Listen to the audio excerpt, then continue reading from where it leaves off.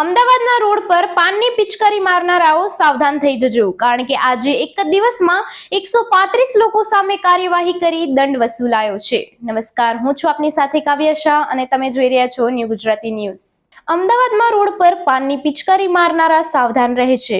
જાહેરમાં થૂકનારાઓ સામે કડક કાર્યવાહી થશે. આજે એક જ દિવસમાં 135 ઇસમો ઝડપાયા છે. તેમાં 135 ઇસમો સામે કાર્યવાહી કરી દંડ વસૂલાયો છે. ચાલુ વાહને પિચકારી મારનારા ઇસમો સામે પણ કાર્યવાહી થઈ રહી છે.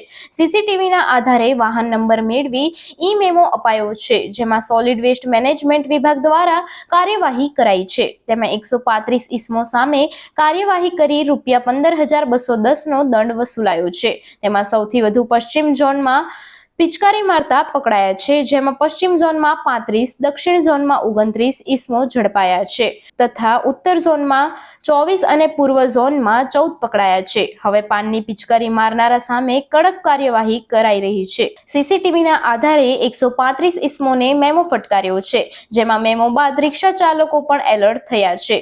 કડક કાર્યવાહી થતા રિક્ષા ચાલકોને નિર્ણય કર્યો છે. હવે રિક્ષામાં બેસતા પેસેન્જર પર નજર રાખીશું, તેમાં રિક્ષા ચાલકોએ જણાવ્યું છે. પાનની પિચકારી ન મારે તેની અમે તકેદારી રાખીશું. પેસેન્જરના આધારે અમને મેમો ન આવે તેનું ધ્યાન રાખીશું. અમદાવાદને સ્વચ્છ બનાવવાનું છે. આવી જ નવી માહિતી અને સમાચાર જોવા માટે જોતા રહો ન્યૂ ગુજરાતી ન્યૂઝ.